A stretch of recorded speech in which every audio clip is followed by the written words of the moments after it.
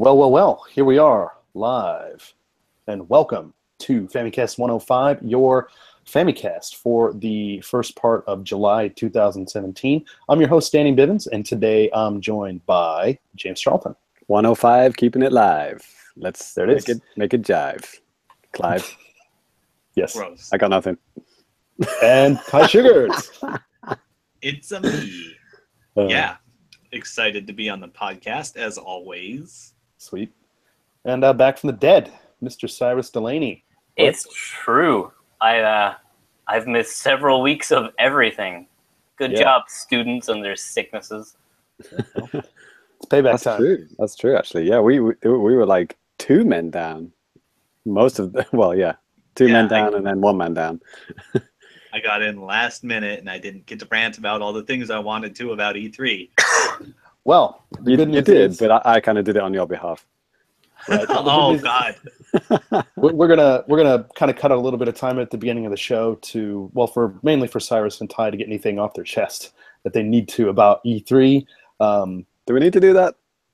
Yeah, I think so. I'm not talking like going on for like 50 minutes, but That was like, what the heck even happened at E3? That was like in the dark ages, like 3 weeks ago.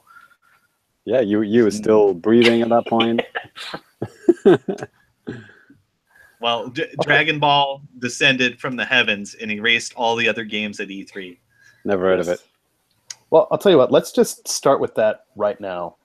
Yeah. Some E3 talk. Ty, Cy, take it away. Stuff that maybe you guys saw at the show. Doesn't have to be Nintendo. It could be stuff from third parties, Sony, Microsoft, whatever. What type of stuff were you guys excited about? What were you disappointed about? Yeah, hit us up. Hey, 2D Metroid. Yeah. That was on my wish list. I wasn't sure it was going to happen. I don't think No, anybody. You were 100% sure it wasn't going to happen because if you go back and read the Famicast thing, the sarcasm, sarcasm machine. So my mindset for that was, what would happen if everything went absolutely perfect for me? What would happen in a perfect world? I just listed all those things. And then, just let cynicism take over, as was the plan from the start. Say none of these things are going to happen. Yeah, well, And I'm still cynical. I'm getting a new 2D Metroid, and now I'm convinced that somewhere there's a finger curling on a monkey's paw, and it's going to be the worst game ever. I'd been like, well, not really predicting, but hoping for Metroid Prime 4 for since 2009 to 2000. I don't know when I gave up. Maybe 2012 I gave up. I can't remember. Well, you and like every other Nintendo fan. Yeah, Right. I'm pretty sure there were so many hats were eaten this year after E3 of like everyone just being like, man, I'll punch my head through a glass window if they announce Metroid Prime because that's not happening. That's and then right. there's like 2 Metroid games, so Nintendo were laughing their way home that day. And none of them were that weird little TV shooter game. What was that called? Federation Force. Yeah, gross. Yeah. Metroid What babies. a joke. I forgot that even existed. I honestly want to give it a shot, and I think it's cheap enough now. No, you don't. Yeah, I do, but I think, oh God, playing online is a big part of it, or playing with other people. Right. I downloaded the free demo and I felt ripped off.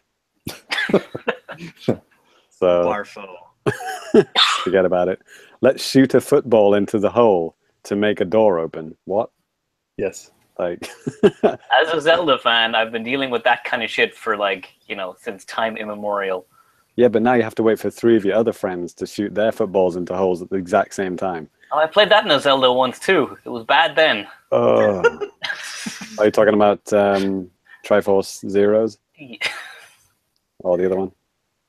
No, Triforce Heroes, that was, or whatever that recent one with the 3 people. Triforce. The no voice chat? Yeah, that one. 3 Swords Adventures. That's what it was called. Yes. Man, So yeah, cooperative play. Hell is other players. Well, That's to kind of keep things on track, like with E3, what type of stuff did you guys like? What type of stuff did you guys dig? Marvel and DBZ. Okay. Marvel vs. Capcom Horrible Faces Edition. Yeah, it looks. I mean, visually, it looks weird. I thought that Yeah. was supposed to be garbage. Visually it's garbage. Yeah, from all the people. gameplay-wise, Yeah, go. it could go either way. They released like a playable demo like at the same time, but you can only beat up like garbage idiot computers. So I don't know how much of an evaluation you can really get. And the cast lineup is questionable, but as far as hitting buttons and making stuff happen, that part might be good. Okay. I'm still cynical as anybody, and I think DBZ looks 100 times better. Yeah, I mean, it's like you're playing the anime, like more so than any other DBZ game that I've seen released up to this point. Yeah, it's 3 versus 3. It's more Marvel than Marvel right now, and it's made by the Guilty Gear people. Yeah. It's like a dream game made real. Is that the game where you kind of always talk about like where it looks 2D but it's actually 3D models? Yes, Okay, and they're using the same technique with this Dragon Ball Z thing? as far as I can tell, yes. You should. Yeah, it's Okay. like there's so many times where they show like cinematic scenes, like the opening, like the character introductions, or they're doing super moves. Like you could just take a screenshot of the game, and it's indistinguishable from an anime.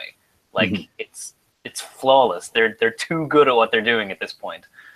Yeah, like Guilty Gear, Exurd, Right, yes. Egg Salad is a couple years old at this point, but still looks fucking crazy amazing.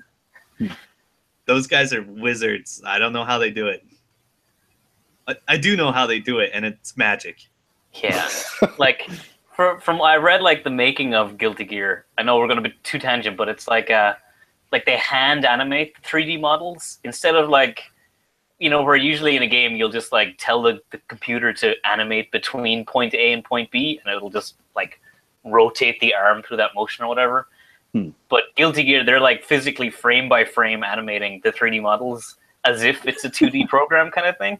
Wow, So, just wasting the whole point of doing it in 3D. Brilliant. yeah, it's the most difficult parts of both 3D and 2D, but it looks amazing. So Good job. it works. Worth it.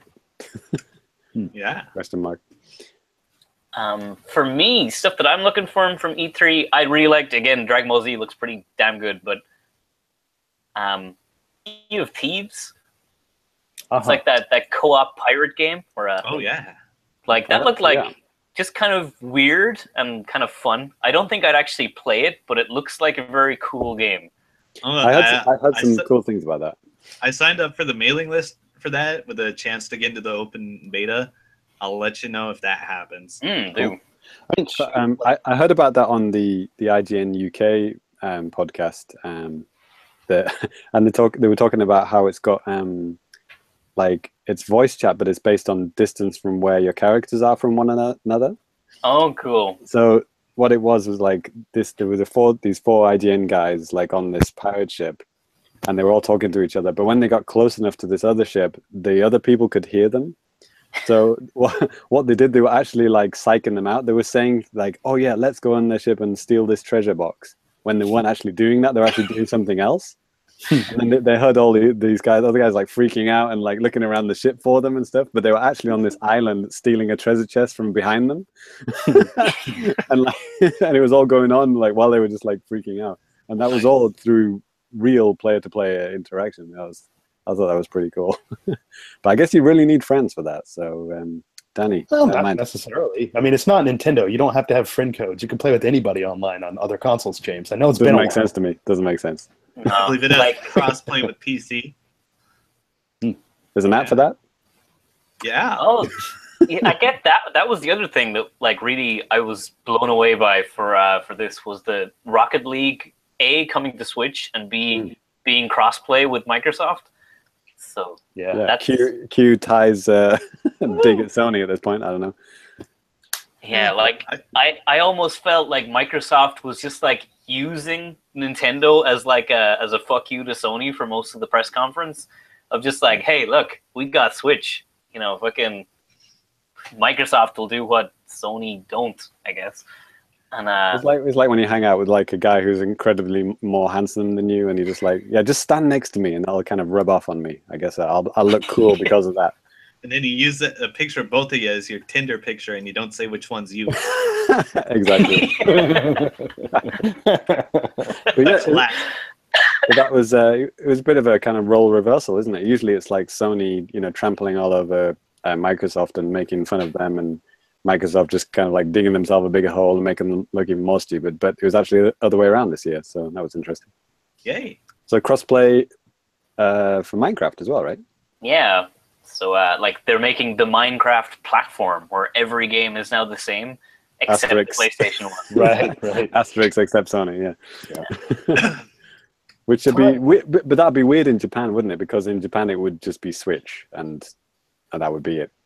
Switch and no one else. They literally do have Xbox One versions, but I mean, yeah, that's what I mean. But like, no one's buying it. So the only versions that sell are the Vita versions and probably the Switch version, right? And those two, ironically, won't work together. So. I do see a lot of people on iPads, like in airports and stuff, playing it. Oh, so, sure. So And they will work together, the iPads and the mobile and everything. Okay. I heard it works with the Wii U version as well. that's just weird. Oh man, so Wii U and Xbox One, but not PS4 and Xbox One. That's just the future is now. Yeah, and I heard the Switch one is selling well in Japan as well, like several 100,000. That makes sense.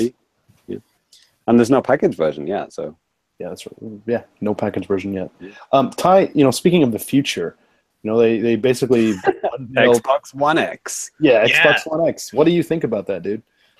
I'm gonna buy it day one because,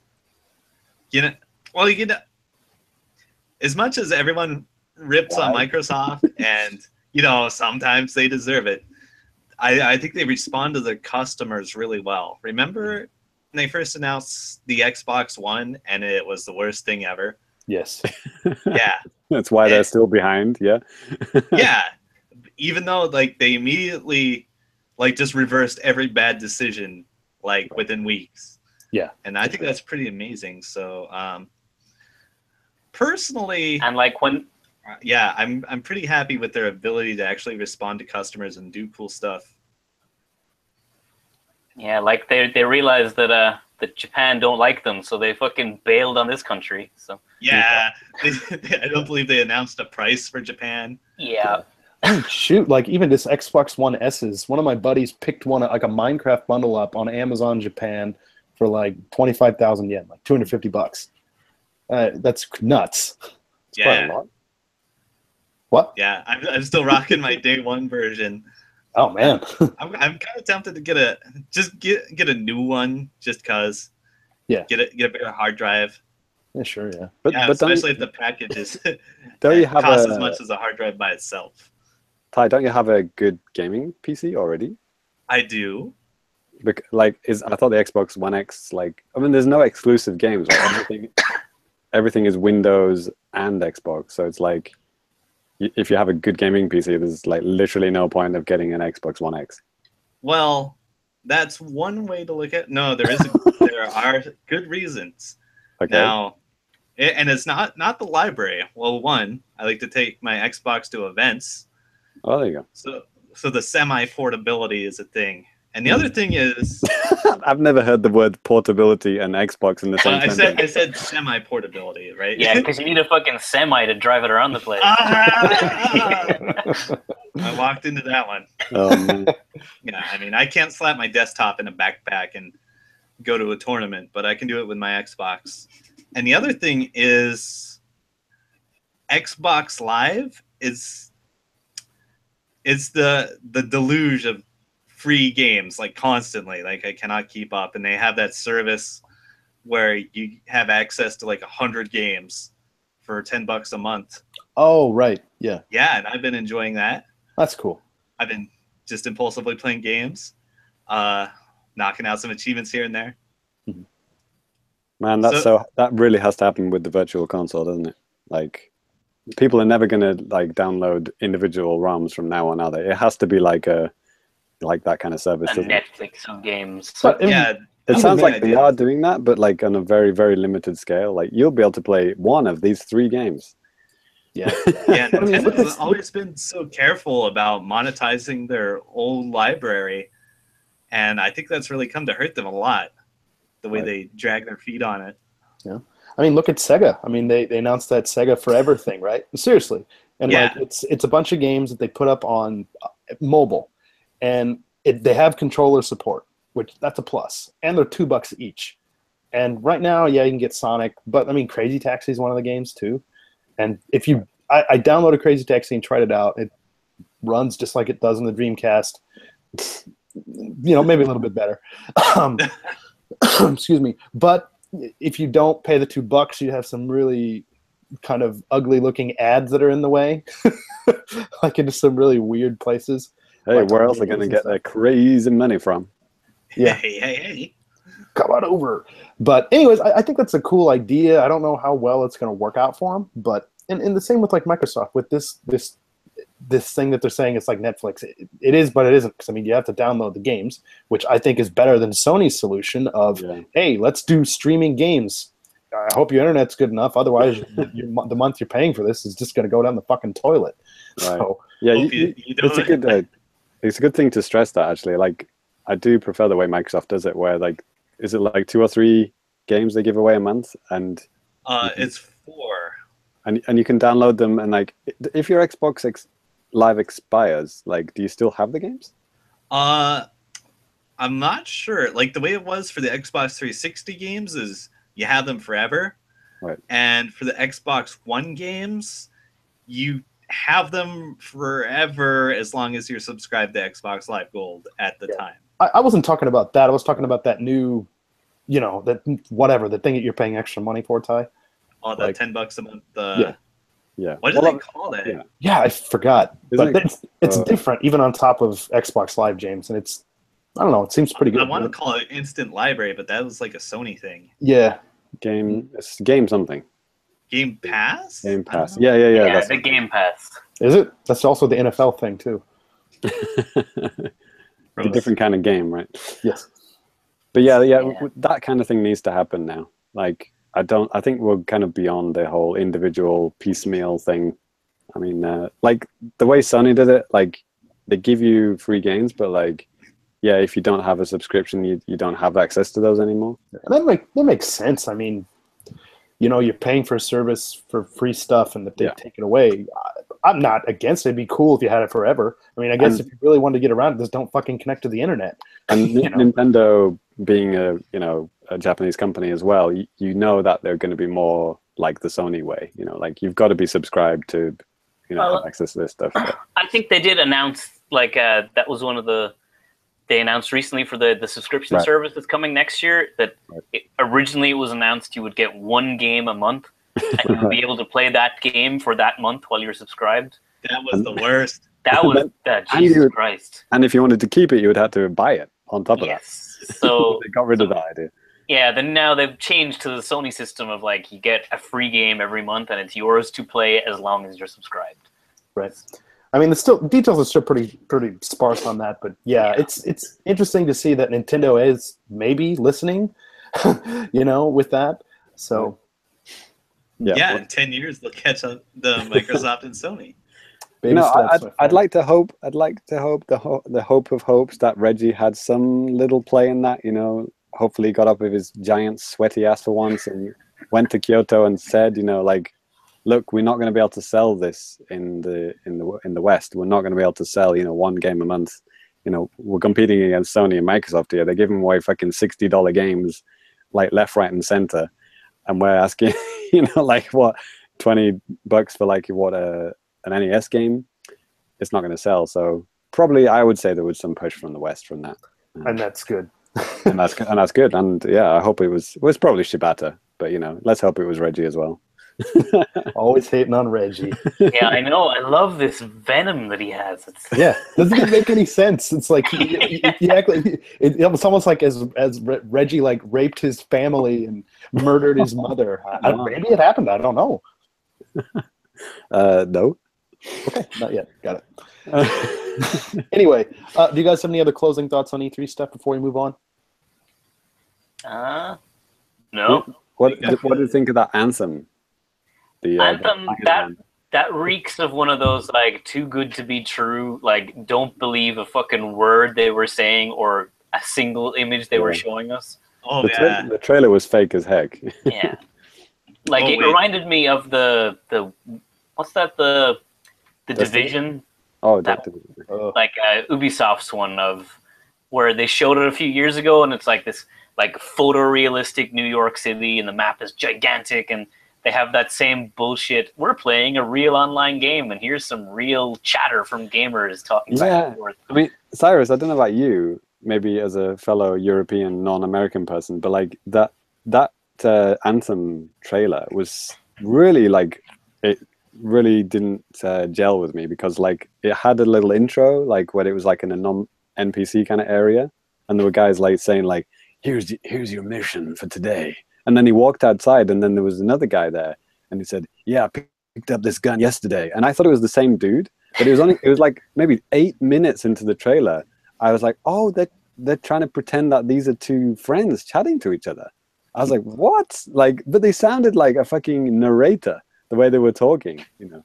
Yeah, no, I totally get that. Like, I knew that they were going for the fake online chat, but I didn't get that. Like, I really want them to stop doing that, because it's so disingenuous and fake sounding. Yeah. Well, yeah, it was almost, yeah. Because I didn't even pick up that it was supposed to be, you know, real chatter until... I was gonna say, like, the fucking voice quality on voice chat on games usually isn't, like, that clear. Like that, either. I fucked your mom! yeah. I like there's been, like, redubs of the trailer with, like, actual online voice chat, where it's just, like, people screaming at each other and telling, like, it's garbled and fucking, like, oh, fuck your mom! Like, fucking... Just... Nah. Except it's a little kid voice. Yeah. All right. I'm not 12, you are. Yes. Yeah. Well, I thought of one more game I was excited about. Far Cry 5. Ah, yes. Yes, the 100% true story of my hometown. Yeah, Ty is actually the executive producer of this game. People might not know that listening. Right? No, I mean, it looks like the valley where I lived when I was like 6 to 16 years old. Okay. Right? So that's my childhood right there in small town Montana. Fucking blood red Ron Paul County, Montana. I'm intrigued by that game too, yeah. Yeah. So, I guess you're excited to shoot the shit out of it then. Yeah, like I can't wait to like go and like, you know, re-explore the place where I grew up and shoot everyone there. Awesome. The American dream. Right? Yes. All right. Well, speaking of the dream, let's go ahead and move on to some new business. And Cyrus, I think you got some special news.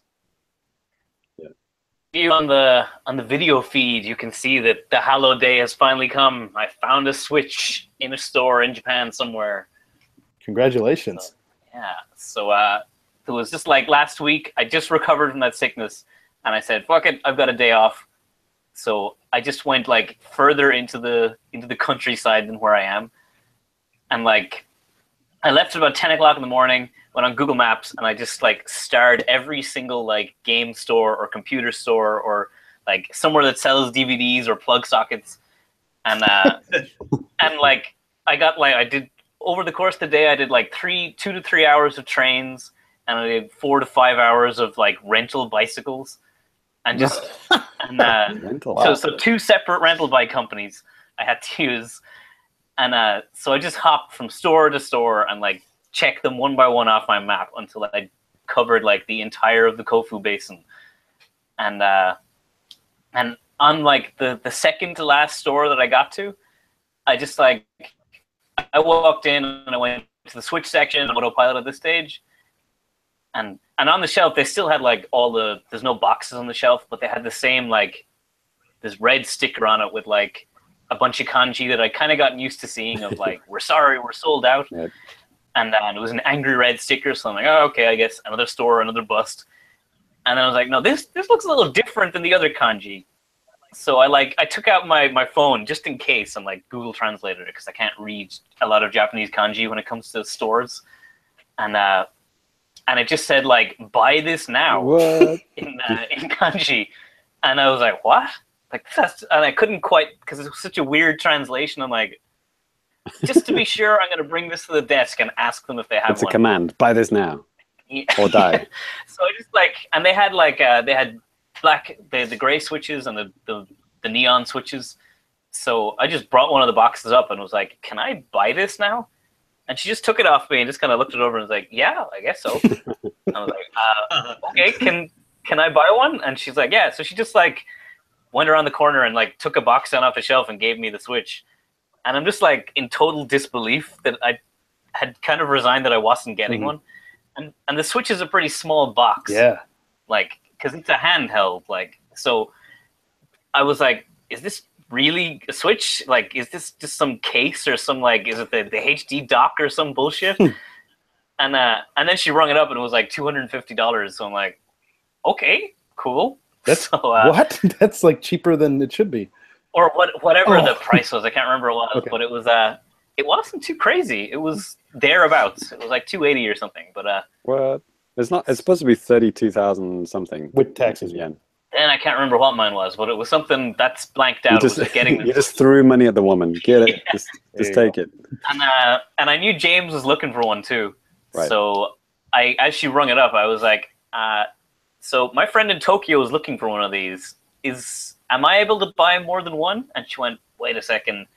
And she went around to like the manager in the back, and they were just like talking in Japanese, and then suddenly the manager's face like scrunched up in the I don't know face. And that's a mistake. That's a mistake, mate. You don't ask. You just say two, please. No, I wish I'd just gone for it. But so she came around and was like, "Daijoubu, it's okay."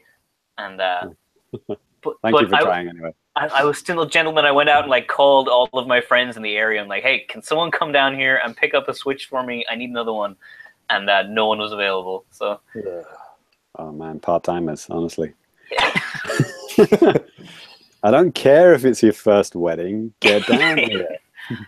Yeah. So there's blood in the water. At least those people know there are Switches available in that store. So I don't know if they're still there. You want to make the trip, James? It's yours for the taking. Cyrus said, "Oh, I posted me a link to like the Google Maps, and it was like I had to like zoom out. I was like, okay, where is this? It's like mountain, zoom out, more mountains, zoom out, forests. I'm like, okay, where are people in this map?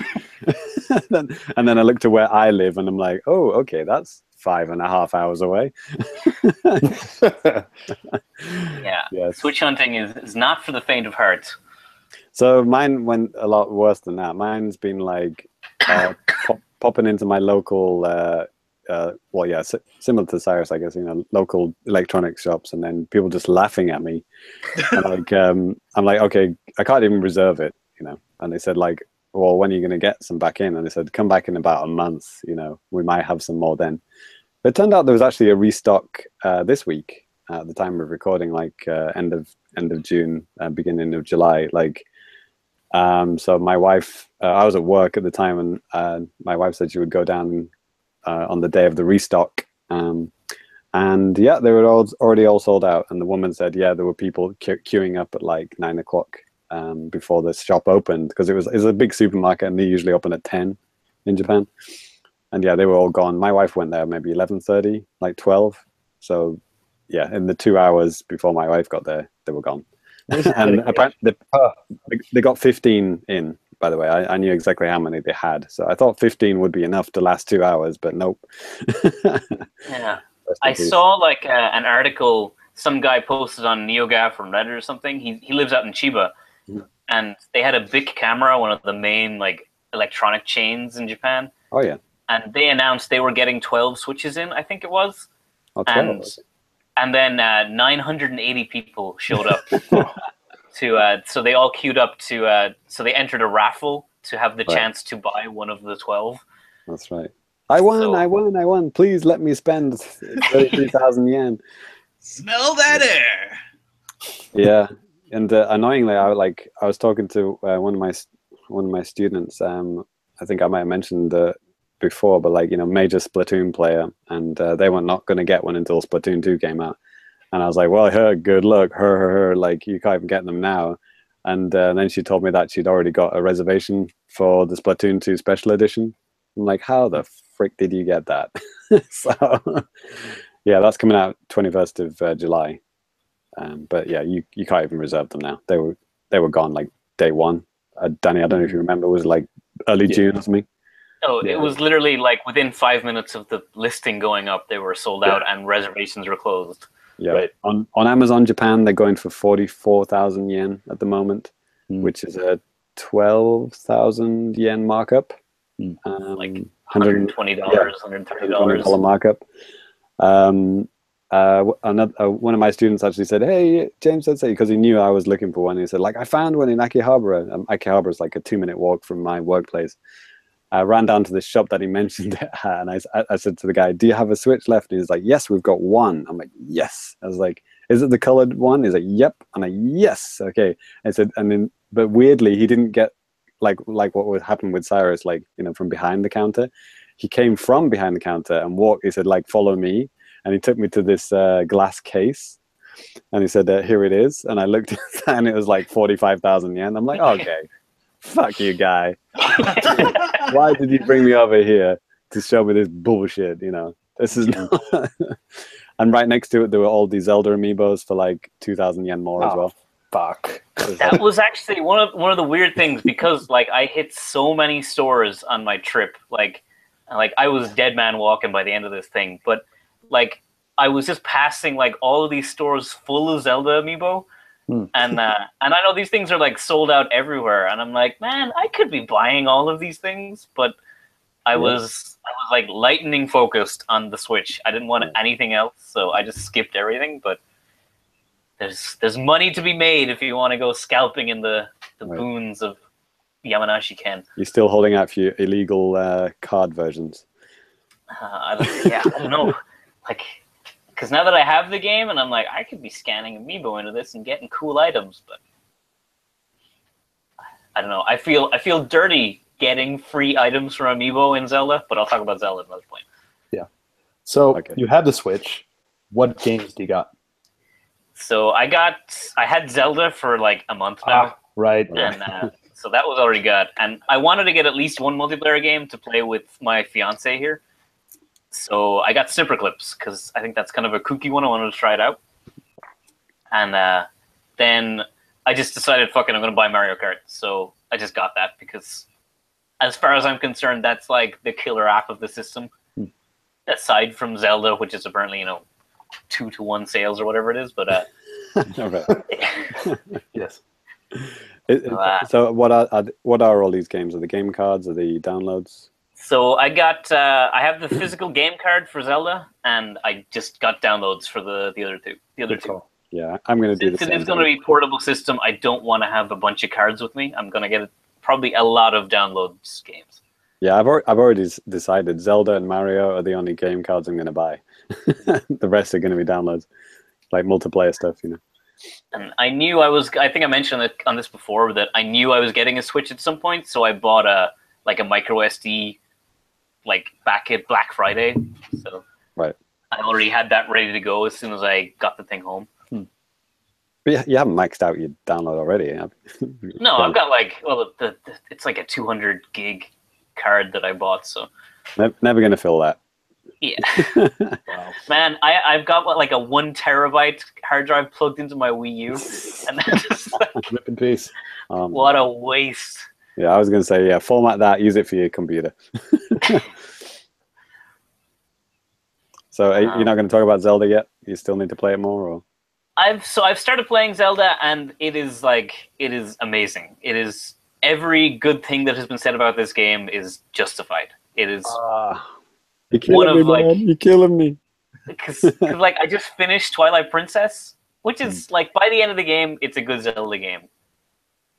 Playing Breath of the Wild, it is such a breath of fresh air that it's unbelievable. It's just where did this game come from? From the Nintendo that was content to just release Skyward Sword and whatever, all that series of Zelda games that were functionally pretty identical.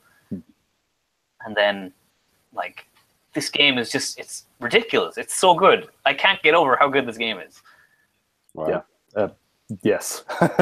Absolutely. Well, eventually we're going to get around to doing a spoiler cast. I don't know if it may end up being a Patreon podcast or not, but like, yeah, anyone who's played it, maybe like near the end of the year or something, we can all get together. Hopefully I'll have a Switch by Christmas. Might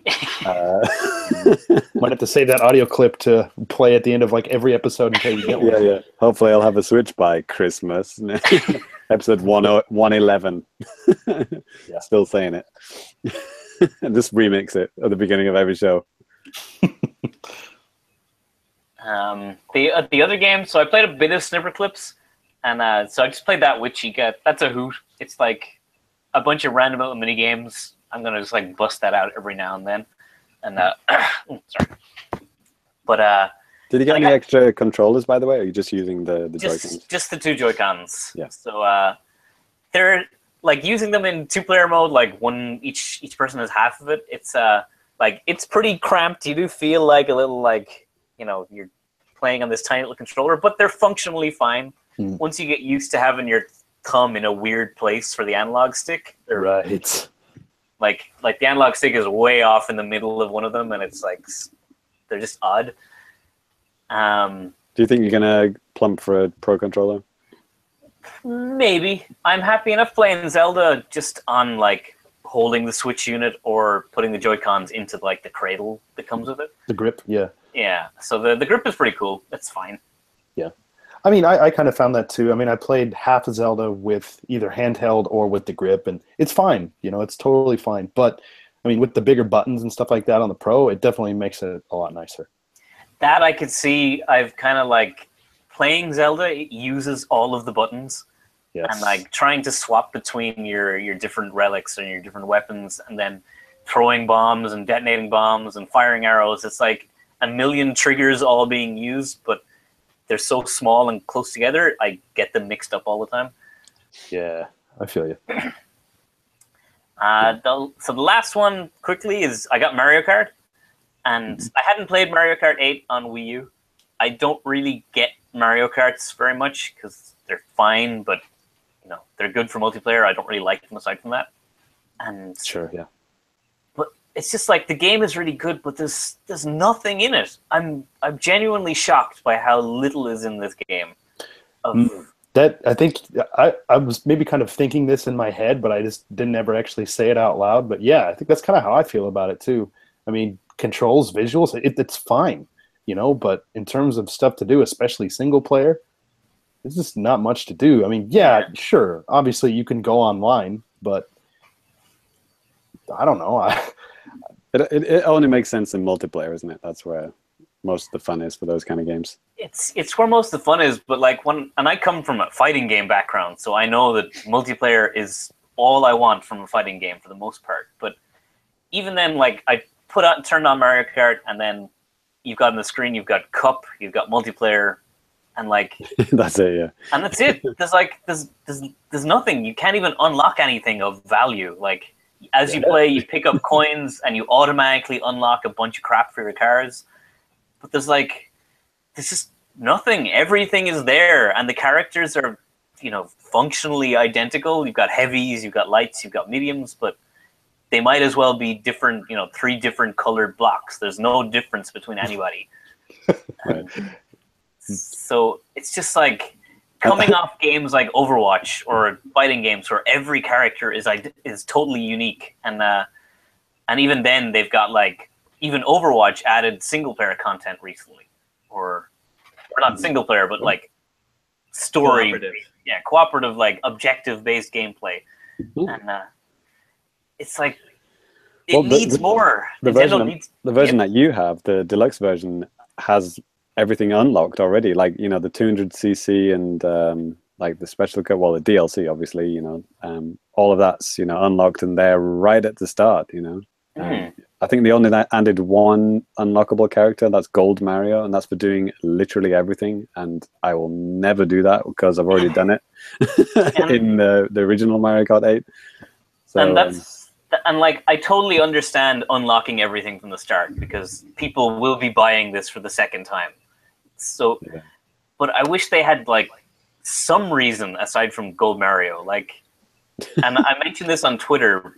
Like playing, like you mentioned Diddy Kong Racing, and I talk about Sonic All-Stars Racing. Like, they've got a ton of stuff to do if you just want to dick around by yourself. There's like, there's missions and like drift-only matches, or like, I don't know, Sonic has these races where the tracks are full of like low polygon traffic where you have to dodge cars and pick up like time limit extenders and all this kind of stuff. And it's like, there's constantly new things to do, even if you're not unlocking anything.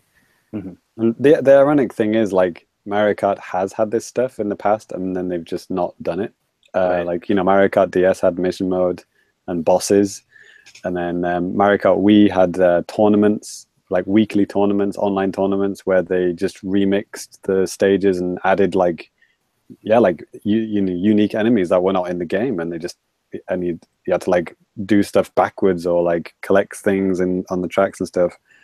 And then, well, when Nintendo Wi-Fi connection bit the dust, that went, you know, down the toilet. But it was great for the years that I was playing it. It was awesome. And then none of that made it to Mario Kart 8. None of it. Yeah. It's so weird. Like, I bought Mario Kart 8 just to have a multiplayer game, and yeah. that's, you know, like the monkey paw curled. That's what I got. I got a great multiplayer game and nothing else. So I'm gonna like hate myself the day I download that. I mean, I'm gonna try as long as I can not to, but you know, I might crack one day, and I'll hate myself. But even as much as I gripe about it, me and Chica have been playing that a bunch, just like, and I just wanted to try that out as like I put it down on the desk, gave her a Joy-Con, I took a Joy-Con, and like we were playing it what I expected to be just one round. We played like 2 tournaments, and then so I just picked it up and slapped it into the dock, and we started playing on the TV instead. And like, it's great. It's a really, really good game, but it needs more. Nintendo needs to fucking cop on a bit with that. Share the joy. Yeah. Cool. All right. Well, Sai, if you're done there, I'll go ahead and go next, kind of riding that same Switch train. And, you know, God, when was the last time we did new business? It's been a while. But I talk a lot about ARMS, and, you know, I did end up actually picking up the game, and I've been playing that.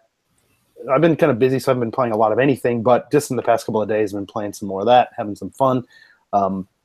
Hoping to have some kind of a review up on the website maybe in the next 2 years, 3 months. Anyways, yeah, having fun with that. But what the game I really want to talk about today is Seiken Densetsu Collection, which is like the Secret of Mana collection that's on the Switch. It's Final Fantasy Legend Adventure. One of those. Legendary Adventures. And then it's Secret of Mana. It was released in the States, which is Seiken Densetsu 2, and then Europe. That was one of the 2 RPGs released in Europe. Oh, really? Okay. Well, congratulations. What's Europe? Doesn't exist anymore, mate. Yeah. So, and then the Seiken Densetsu 3, which was never released outside of Japan. And so I've owned Secret of Mana. I think I have it. Well, I have a Kart version just over on my shelf over there. Looks good. Looks real good up there. I also have it on my digital shelf on the Wii Virtual Console when that first came out, but I never really played much. Secret of Mana, you talking about? Secret of Mana, yes. Okay, yeah. Great box for the Super Family version. What's that? Beautiful box for the Super Family version. Yeah. Absolutely. And but you know, I kind of wanted this to kind of go in order with the game, so I started on the Game Boy one. And well, first off, I think it's worth mentioning that M2 is the guy, or is the team behind the emulation and like everything about this, and it's, you know, everything's top notch. Even for this Game Boy game, they have like a bunch of different filters that you can use for the colors, like a lot of Super Game Boy type of things. You can use just regular white.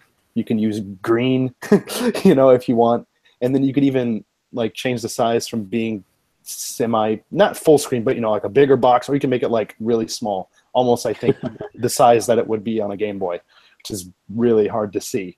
If you had that portably, that would be really small, wouldn't it? Yes, exactly. So I was kind of filling around with that, and if you follow me on Twitter, you might have seen a bunch of screenshots and stuff about a month ago about that. But no, I'm surprised about how complex this little Game Boy game is.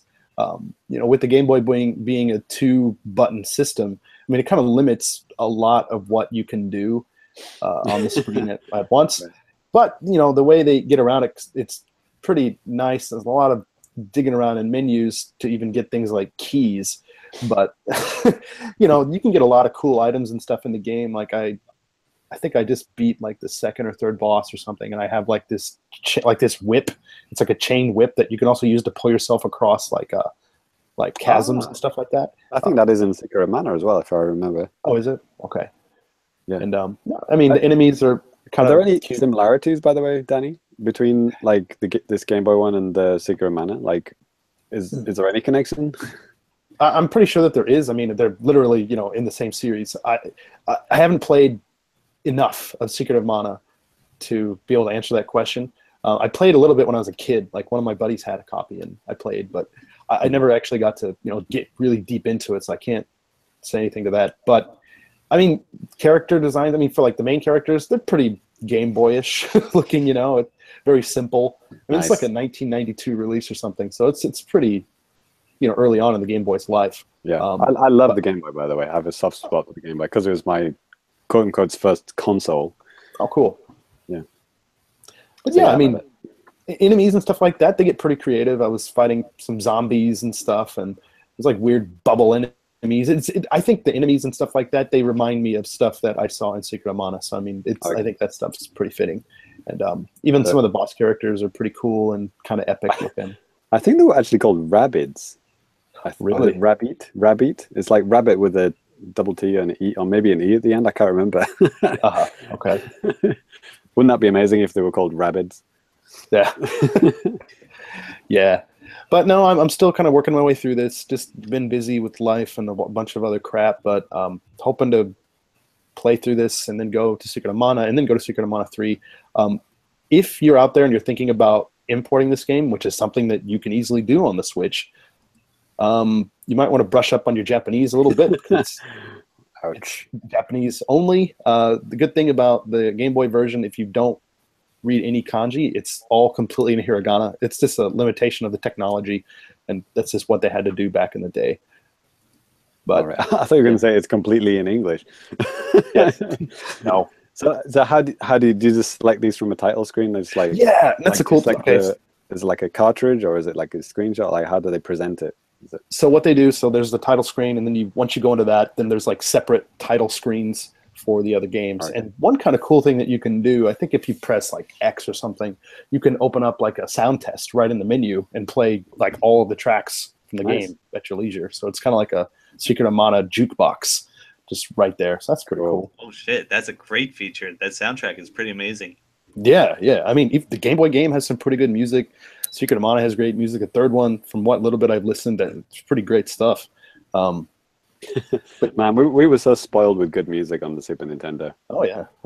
It was always shocking when I went over to my friends who had Mega Drives, and it just sounded like someone farting into the speakers. It's actually one thing that I kind of like about the Mega Drive is it had a really rough, raspy sound to all of the music. Like Yes. it had a really distinct rasp to it. Yeah, Really it did. like- It's called the sound of someone's asshole being puckered. That was me. But fun fact, Secret of Mana is one of 3 JRPGs that I've completed. Huh, okay. Like in my whole life. Wow. Secret of Mana, Golden Sun, and Nice. Pokemon Blue. Okay. That's Literally digging the only, pretty deep, yo. that's literally the only 3 I've completed. Okay. Oh, hey, here's a little reminder. The composer for Secret of Mana is also doing the music for upcoming game Indivisible. Oh, yes, and it is tight, that music, yo. Yo, What's is it her name? him. Him. What's the name again? What's him's name? Something. I'm looking at it right now. It's Hiroki Kikuta. Okay. Yeah. Yeah, that's yet another reason I'm pretty excited about Indivisible coming out, which is coming to Switch. It's coming to Switch. I'm like, I've already switched over. My pre-order codes from like the Nice. crowdfunding campaign, so I'll get a bunch of Switch codes. Nice. And you're going to give one to all those guys, obviously. Oh, of course, yeah. Awesome. Sweet. Yeah, but back to Secret of Mana. I heard some other podcasts talking about how expensive this collection is. It's like $50. How much does it cost to get a Secret of Mana cartridge right now? Well, in Japan or in America? America. I have no idea. Probably a lot. Yeah, but I mean, the game's on. If you're willing to go on the Wii, you can get it on the Wii, not the Wii U, the Wii Virtual Console for like 800 yen or 800 points, $8. 800 Nintendo points. Yep. Yes. Easily accessible these days. Yes, I don't remember if that was actually released on the Wii U in the States or in Europe. I know it was in Japan. I think. But anyways, like when it comes to like making collections and stuff like this, Japanese companies release these things. They set it at high prices. Typically, games are a little bit more expensive here anyway. So it's like, right. Yeah, especially RPGs, right?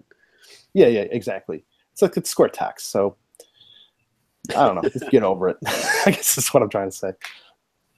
But and you got the physical one as well, right? I did. So it's probably slightly less than the download. It was. I think I paid like 4,200 yen or something, like $42. That's not too bad. But I wonder if we'll see that one come down in price, or if that'll remain high. I don't know. Hard to say. Yeah, I could see that just kind of sitting at the same price forever. Yeah, and then just disappearing off the shelf because they just don't make any more or something. Right. But a nice package. Anyways, what's that? It's a nice package overall. It is. Cool. So, all right, well, that's going to do it for me. Ty, you've been a little bit quiet. How about you tell us what you've been playing? All right, you asked for it. Oh, God. All right. So first I was thinking, maybe I didn't play any Nintendo-related games, but it turns out that I did, thanks to Switch's engagement with indie games, as well as Xbox Ones.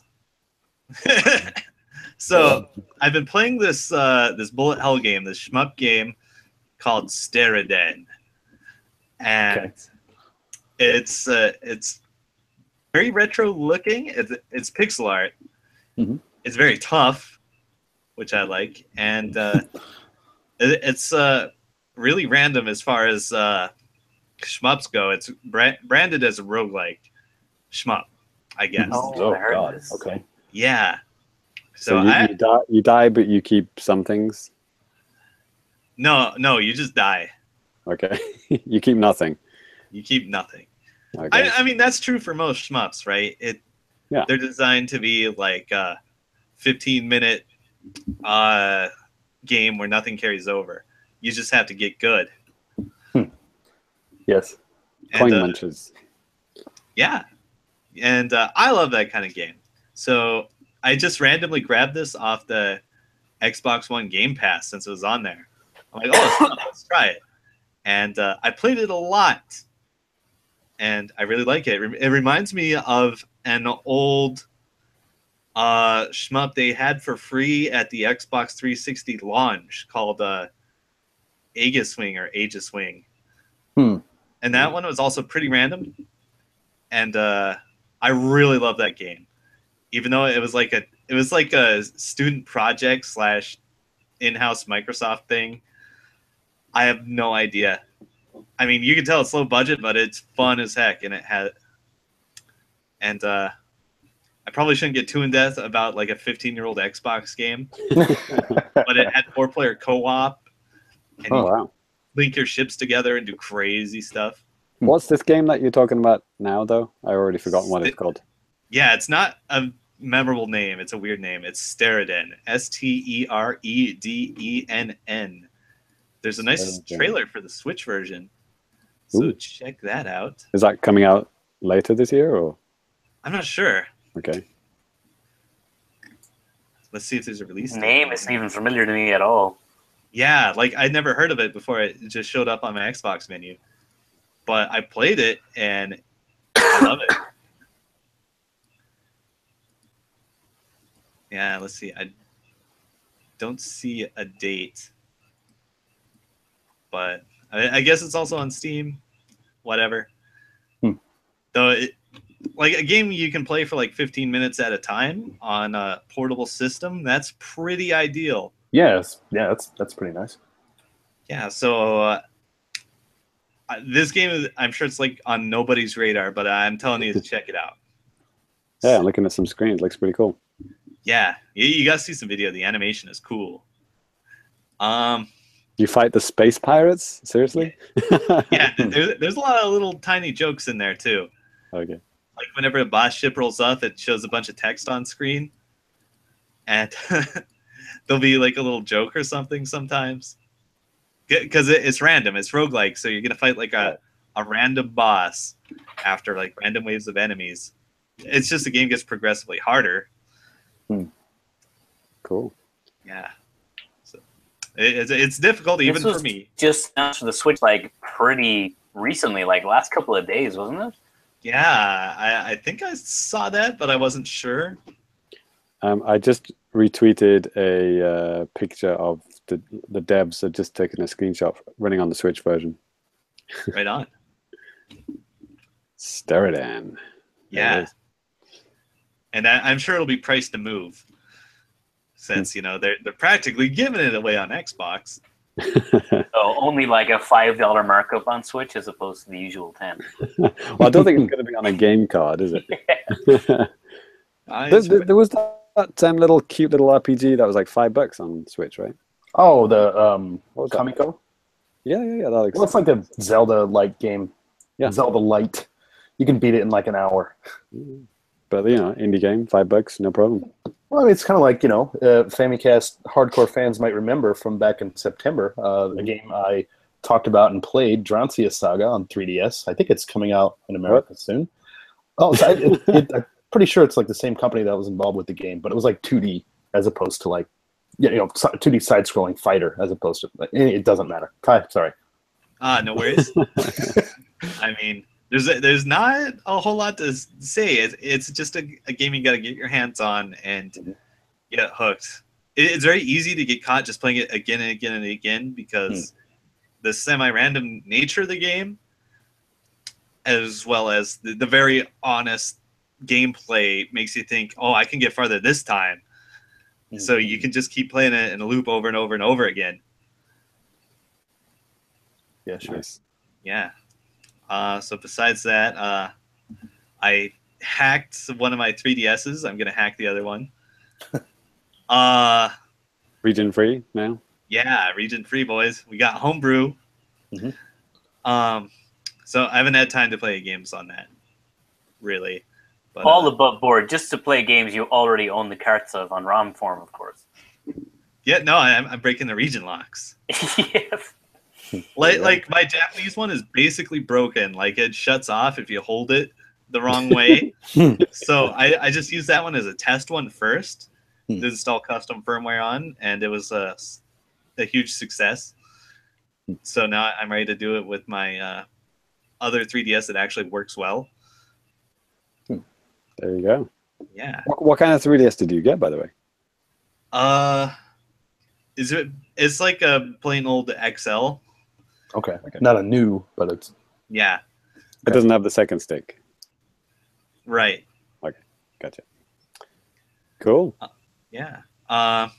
So that's all the Nintendo related stuff I've done, unless you guys think Tekken 7 is coming out on Switch. Of course. Well, remember Tekken 6 did, and they added all that Nintendo stuff. Yeah, all that. Wasn't that Tag Tournament? Or was it... Oh, No. yeah, that was Tag 2.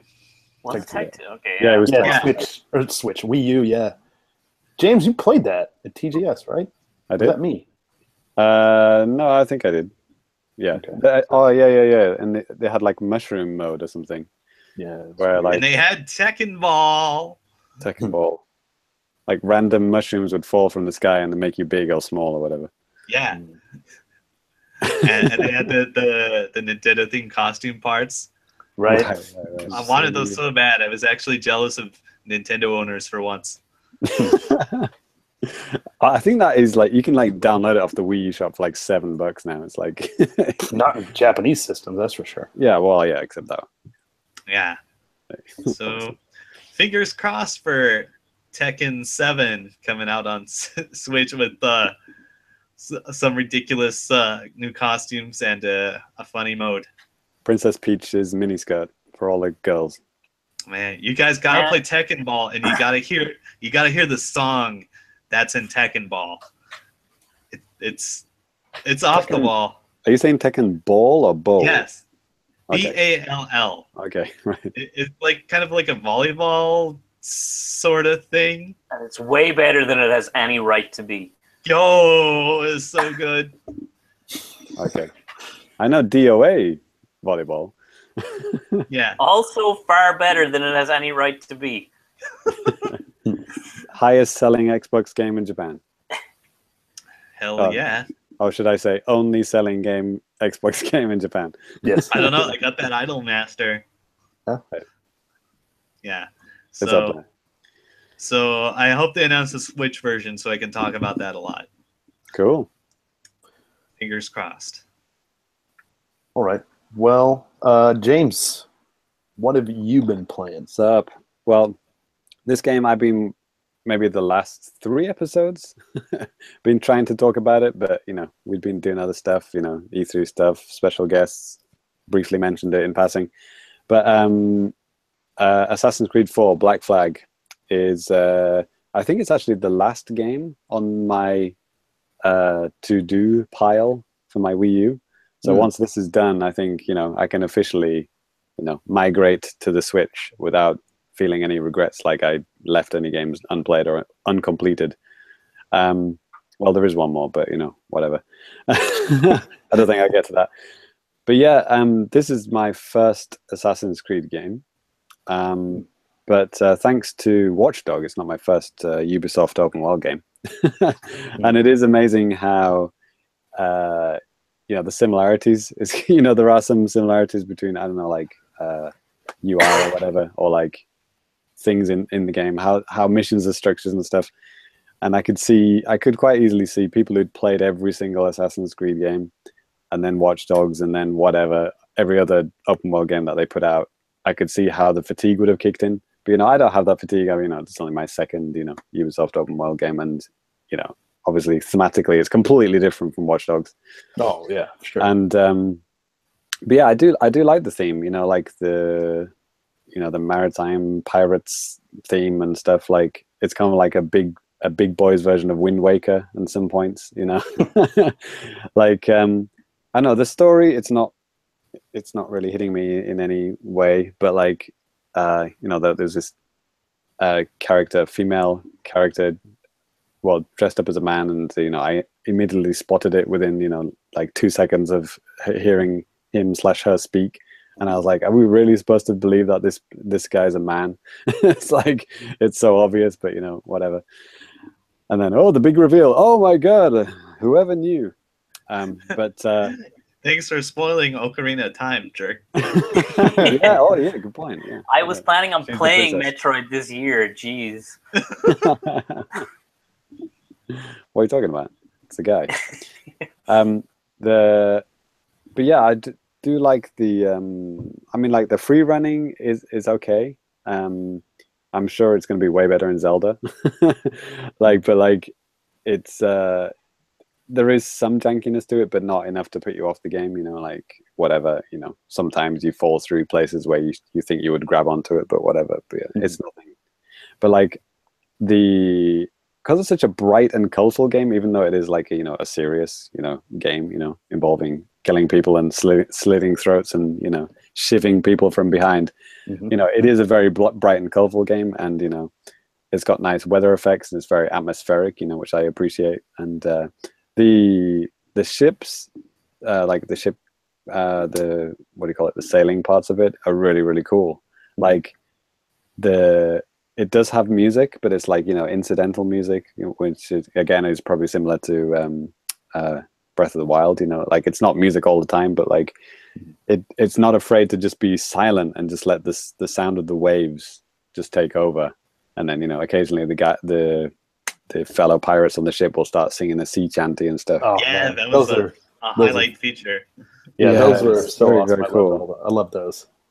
Yeah, and I mean, it is obviously like there's a lot of like British English and British culture isms that I pick up on, and it does feel very familiar sometimes, and it's pretty cool. Like, just like it did remind me, like I said, of Wind Waker. Like how you just like on the boat and you're just hearing the atmospheric sounds. I mean, well, I guess Zelda does have music all the time, but doesn't it? But maybe at nighttime it stops. I can't remember now on Wind Waker. I think at nighttime the music stops, but I could be wrong. But it's only like when action happens that the music kicks in. It's kind of like that, and like I guess it's more dense. The world is more dense than Wind Waker. Like there's not a lot more things to like just come across in the world, which is cool. But like it's very structured in like they want you to. It's obvious they want you to go here, and like they want you to land your boat only at this point, and you can only access the town from this point. You know what I mean? So it is a little bit disappointing. Like when you see an island and like, okay, let's go to this island, but it's like the way the cliff face is modeled, it like doesn't let you climb up there or whatever. They've just decided, okay, we're not going to let you climb up there because in actuality, this big island is only the little bit in the middle that you can actually access. You know what I mean? Oh yeah. So it's kind of like game design. It's like sometimes it takes you out of the whole experience because it's so atmospheric most of the time. Like to just have invisible walls and like well, I guess Assassin's Creed has another invisible wall layer upon that where it's like it's all it's not real, it's like a simulation. So like it desyncs from your memory. Yeah, exactly, desyncs. And so like you'll be in certain areas and it looks like you can go over there, but then it'll go dark and it'll say desynchronization is about to happen or whatever, and you have to go back. Okay, well, I can't go there at the moment. Maybe I can go there later in the game, but I can't go there now.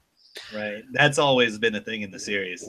Yeah. No, I can understand that they don't want you to access areas at that point or whatever for the story reasons, but it's still, it takes you out a little bit, because you do forget that that you are in a simulation at that time. Yeah, and it's a crazy sci-fi right story, and it does have a modern world part to it, which is completely throwaway. And in this one, which I heard is different from the other games, it takes place inside a video game studio. Yeah, which is a bit false wall. Well, I mean, before it used to be.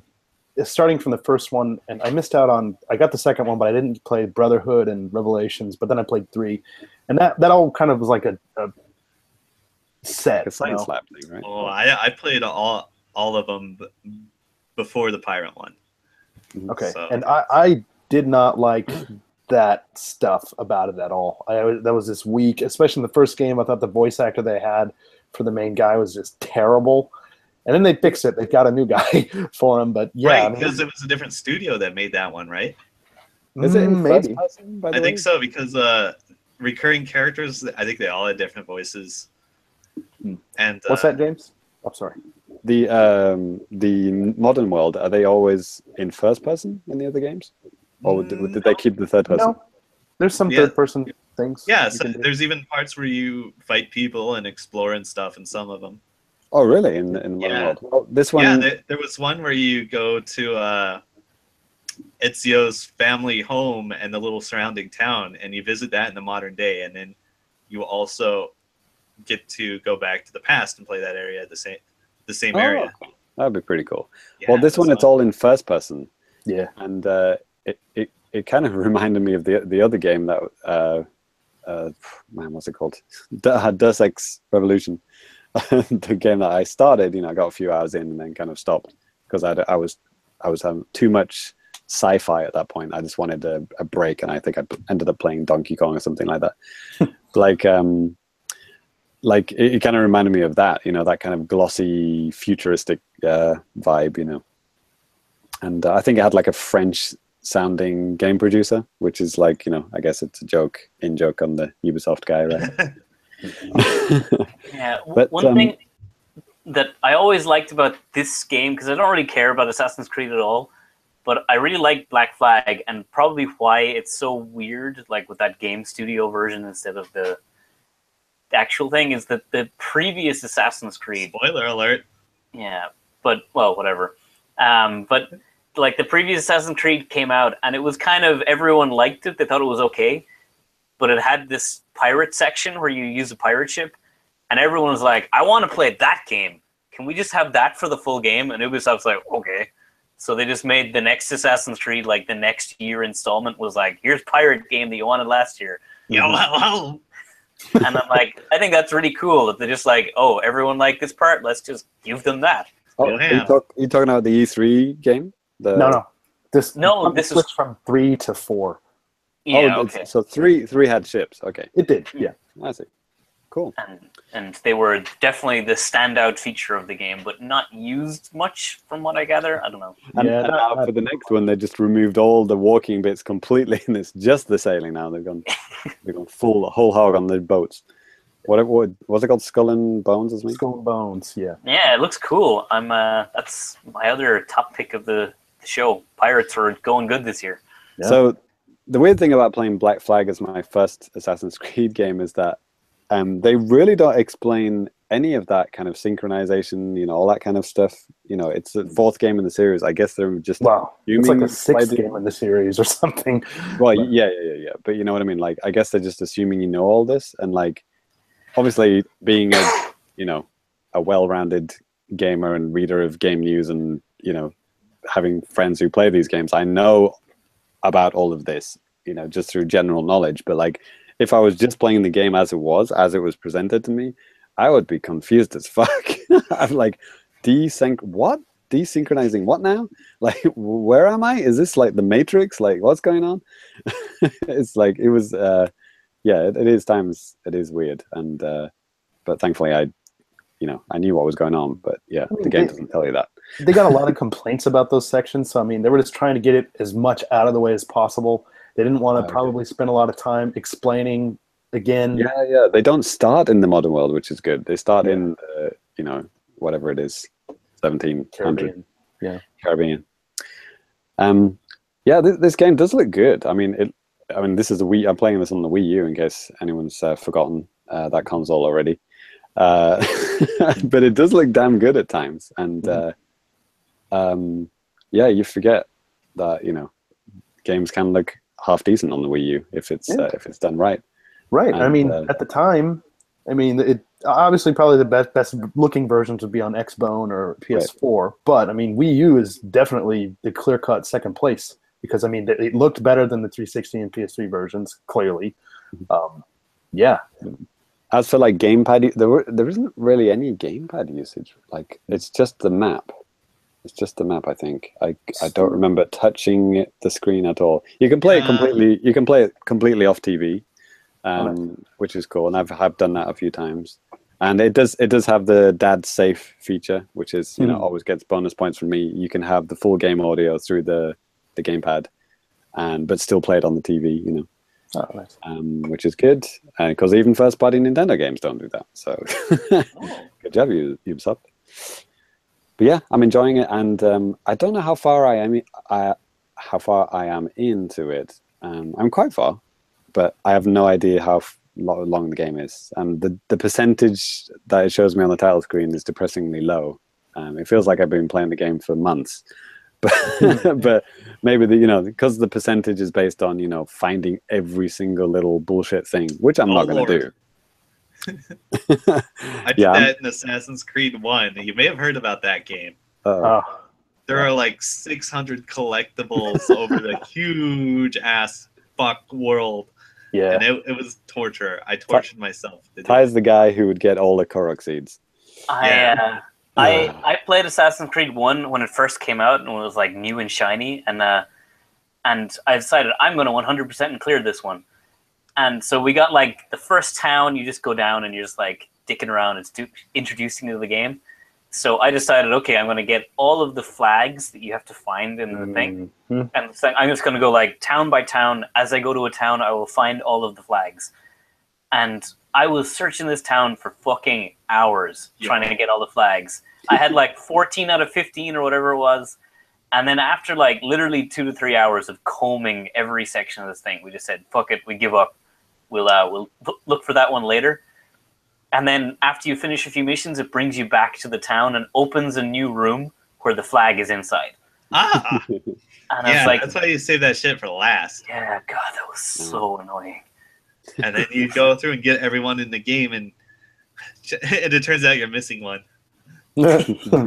Yeah, I did the same thing in Assassin's Creed 2 with the feathers and everything. I mean, I got, all the achievement points for that game. I don't even know why I did it. I mean, I just found so many, then I was like, all right, I just have a few more to really hunt down.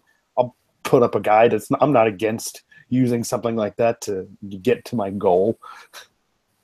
For any Metroid Prime fans out there, ice bats. You know what I'm talking about. Ice bats. Motherfucking ice bats. You get one chance to scan them. Anyway. I had the Metroid Prime 2, like one of the forms of one of the bosses. Right, yeah. You guys remember in Mario RPG, it had never heard of it. Question mark blocks, and there was one you could only get. You had only one chance at getting, and it was like in this really well hidden place where Toad runs through a room as part of a scripted thing, and you had to jump on his head and then jump up to a thing. Vaguely remember that. Yeah. Yeah. They didn't have YouTube in the 1990s. Hope you bought the strategy guide from Nintendo Power. Yeah, jeez. Ty, if YouTube did exist in the 1990s, I could have watched a video of it, because sure as hell wouldn't be playing the game because it wasn't released in Europe. Oh, rest in peace. There you go. So so that's the end of my new business. Okie doke. Brand new Assassin's Creed game coming soon. No. I'm excited that you're playing. I really enjoyed that game, and it sounds like some of us here enjoyed it as well. So I'll have to talk with you after the show, Danny, to tell me how far I am from the end. See if I can remember. It's been a few years. All right. Well, up next, we're gonna do. What are we gonna do? Well, we're gonna go into the news, but before we do that, we're going to go to Now Playing at thefamicast.com. Come on, give some more energy. Jesus Christ. Now Playing at thefamicast.com. Hey, come on over. So Now Playing at thefamicast.com. Keep it locked. All right, let's get it on. What? Axel. Crazy Taxi, anyone? Oh, yeah.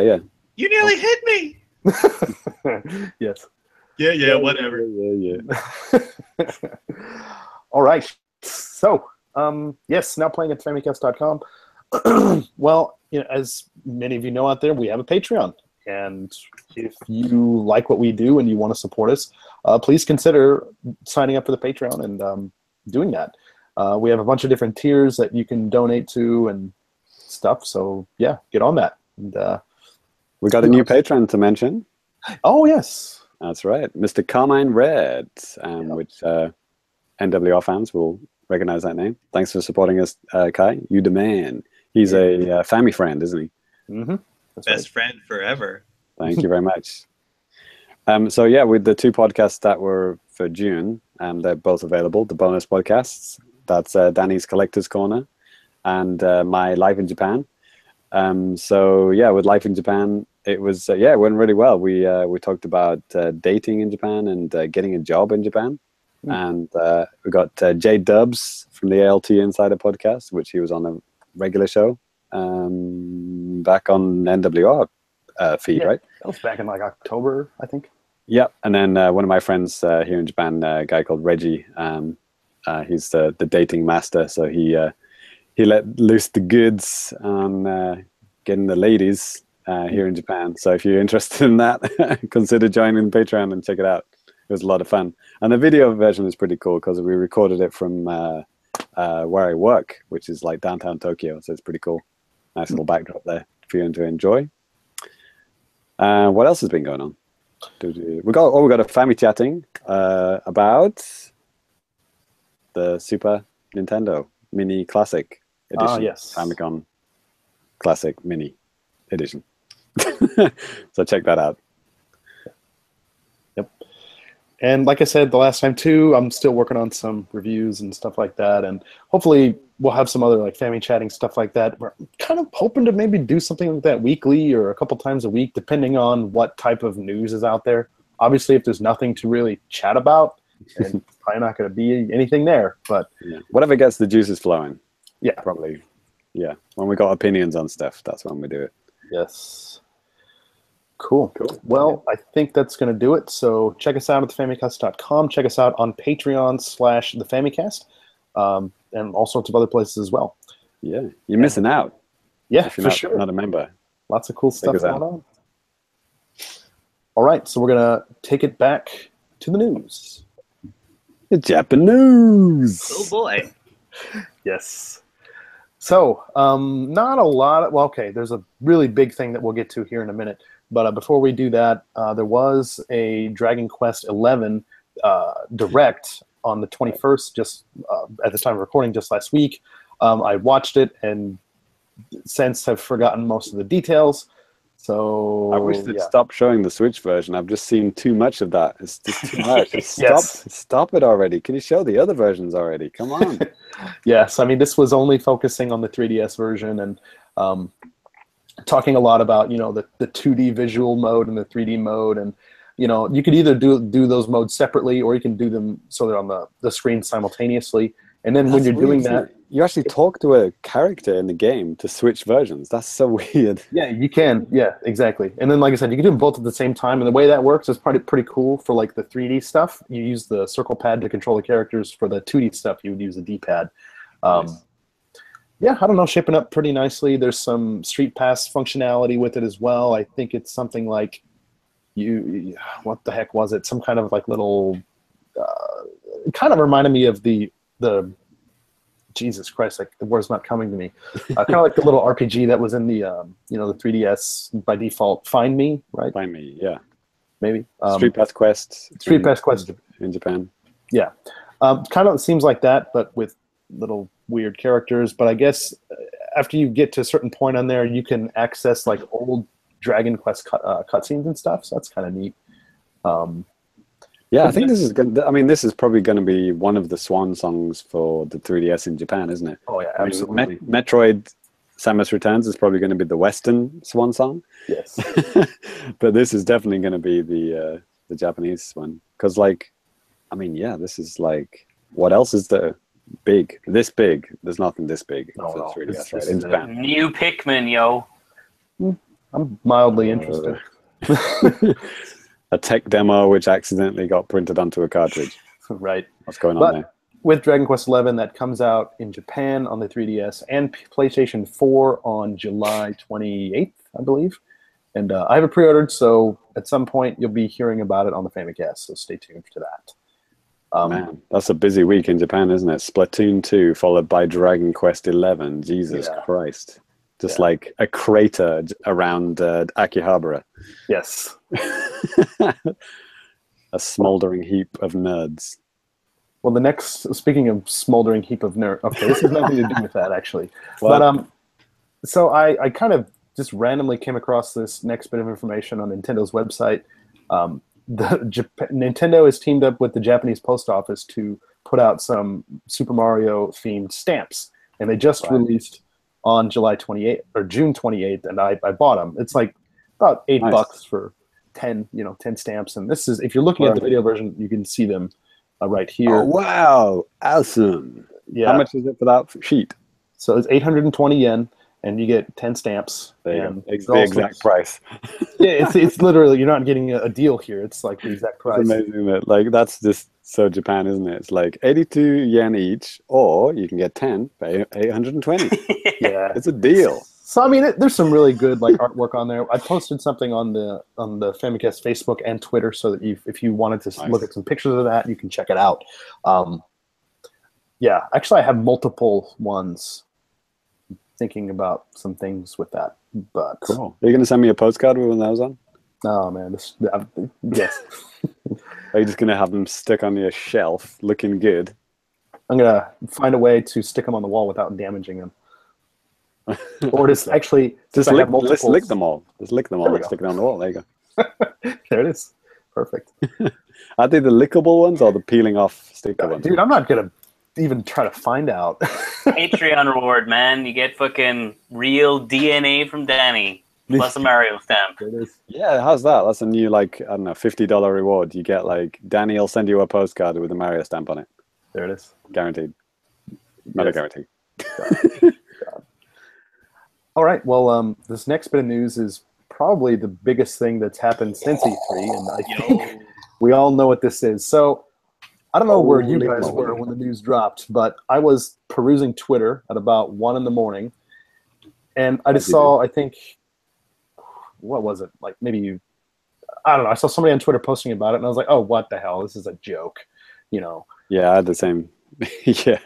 It's weird, isn't it, when you wake up on Twitter and it's like half, you know, people chatting about stuff, but it's like they've been chatting about it all night. So it's like the tail end of the conversation, you know, and you just kind of like piece it together, and then you have to go backwards in time, and it's like, holy shit, it's real, you know? Yeah. And you know, this is a Super Nintendo classic in Japan, sticking with the naming convention of the Famicom version as well. The Nintendo Classic Mini Super Famicom this time. So yeah, like I said, I mean, they didn't announce anything in Japan until the morning, because it was like I said, it was like 1 in the fucking morning when they dropped that news in the West. But I remember I had a theory, and I was kind of talking about it with a couple of people on Twitter, and I said, either Nintendo is going to put something out in the morning in Japan, or they're going to fucking wait until like a month before it releases, like they did with the NES Classic here. And Famicom. Famicom Classic. I mean, there was just silence for months. Right. And, well, for like a month and a half, and then they finally blew the lid off. We actually thought that it might not release in Japan. I figured it would, but yeah, it was just kind of weird that they waited so long. But no, I mean, they announced it for Japan as well, like at maybe opening of business hours. Right. So there you go. So the games that are on the Japanese one, that are not on the American and US, the American US, American and European one. So the European American ones get Earthbound.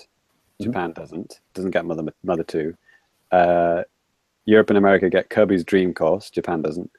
They get Street Fighter 2 Turbo, Hyper Fighting, and Japan doesn't. And they also get Castlevania and Super Punch Out. So those are the the Western exclusives. And the Japanese exclusives, the ones that are not on the European and American ones, are Fire Emblem, Mystery of Emblem, Legend of Mystical Ninja, the Goemon, Panel de Pon, Super Soccer, and Super Street Fighter 2, the new challenges. So we both get Street Fighters, but different versions. So yeah, there's 5 exclusive games on each one, which is interesting. But the games that are on both are Contra 3, Donkey Kong Country 1, Final Fantasy 3/6, F-Zero, Kirby Superstar, Link to the Past, Mega Man X, Secret of Mana, Star Fox 2, what? Yeah. Super Ghouls and Ghosts, Super Mario Kart, Super Mario RPG, Super Mario World, Super Mario World 2, Yoshi's Island, and Super Metroid. It's a lot of supers.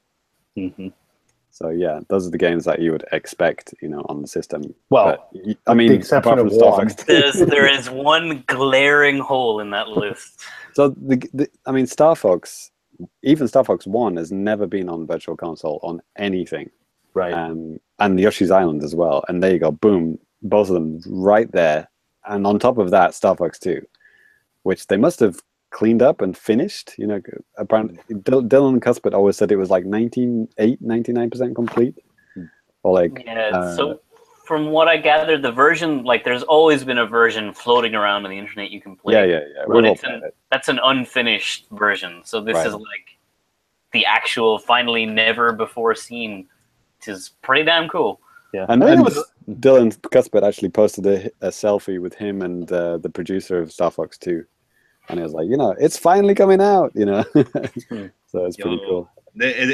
I gotta admit, it's a godlike lineup on the Super Famicom Mini. Yeah, aside from, again, the obvious gaping hole that, like, we're all thinking Chrono Trigger, it's Shaq Fu. Yeah, like yes, that too. It's a pretty bulletproof lineup. There are some brilliant troll versions going around, by the way. You should check them out. It's I like, believe I retweeted one of them. it's so good. I'm sure Bubsy's on there. Something like that. Bill Lambier's Combat Basketball. Oh, yeah, that's the one. Basically, like the 21 worst Super Nintendo games, and they mocked it up. Oh, it's amazing. But yeah, this is amazing. I mean, like I said earlier in this show, like Game Boy was my first console, quote-unquote console, but Super Nintendo was my first, home console. I'd never had a NES, so like immediately all the feels come to me when I see this, and it didn't come to me with NES. Like I'm sure, Danny, that was different for you because you had an NES back in the day. Yes, but like, this Final one is like Fantasy VI. Yeah, it's amazing. Yeah, I hate JRPGs, and I love that game. Wow. So yeah, I mean, we won't go too much into our opinions about this because we've got a family chatting on the website about this. But facts. What other facts do we have, Danny, about this? Well, this here in Japan, this is roughly like 8,000 yen, and it comes out here on October 5th. 8,000 yen? 8,000. Yes. Wow. Okay. And in the West, it's $80. It's the same thing, basically. Yeah. Oh yeah, I think it's is it 79.99? 70 squids or 80 squids? I can't remember. When it comes to, who knows? I know it's slightly more expensive than the NES Mini because like this comes with 2 controllers as opposed to 1 and some other stuff. Yes. I just retweeted this actually because Nintendo sent me an email. Nintendo UK sent me an email. Pre-order now, and I clicked on the pre-order button and it said pre-order sold out. So I was like, okay, thanks for that. It's 69.99 squids in the UK. Okay. Yeah. And of course, the UK gets the lovely, the Super Famicom colorful version, and America gets the horrible, throw it straight in the trash, purple and gray monstrosity, garbage. It's not that bad. It's pretty bad. And that's coming from a guy who likes purple. Yeah, like purple. I mean, when I was a kid, I didn't even know what the Famicom or even what the European version looked like. I just didn't know any better. You just get used to it, and you're like, okay, it's a Super Nintendo. I was the same way, like, because if you think about it, in the UK magazines, we had our version, and then we had, the import section, which was, the Japanese games, and that also had a console which looked exactly like ours. Right. It was only till way later till I saw the American one. I was like, what the fuck is that? Yeah, what happened? I didn't know the American was different until I don't know when I realized it wasn't the same. I just kind of slowly learned over time, but like, I thought it was one of those like remodels, like the Super Nintendo 2, like the reissue it later. No, that one was purple also. Yeah. So, Ty, you're quite quiet on this subject. I was I was just thinking back to the old Nintendo Power magazines and thinking how cool the Super Nintendo looked. Right. Super Famicom. But yeah, there was a reissue in the US too, or a remodel, and it was a lot smaller. Yeah, it looked more like the Japanese and European ones. It was still different. Yeah, definitely a bit rounder. Yeah, but it still had the same like color scheme: the base gray, and then purple accents. And you guys got different cartridges as well. You got square cartridges, as opposed to the round curved ones. Don't have any here, but yeah, they're a little bit different than the Japanese or European ones too. That's right. But you guys had us on Game Library, so we got. You think you guys won overall? In your face. That's right. Chrono Trigger or colorful buttons? I think I'd take Chrono Trigger. Thanks very much. I'd put it with purple buttons if I could have Chrono Trigger in the 90s. Another interesting thing about this too. So yes, these are actually they're wired controllers. The NES Mini had like 3-foot long controllers, which are not very long. It seems like they're shorter than that, honestly. 3 centimeters, yeah. Mm-hmm. Yeah, but I mean, these are apparently 5 feet long. I don't know if that is for the Japanese version as well. We'll see. Good point. That was definitely in response to the utter hatred that they got from the first version, right? The NES, which is ridiculous. But they are selling the AC adapter separately again, right? Yes, that's the thing that happens here. And if you want that, it's 1,000 yen. But at the same time, you don't really need it. You can plug it in via USB, so it's not that big of a deal. And fans of the Famicast, would probably instantly familiar with the color scheme of our new artwork. When you see the Super Famicom Mini artwork, that Cyrus beautifully mocked up for us. It mirrors it beautifully. Yep, great. Cool. But yeah, very exciting. Is there anything else about that?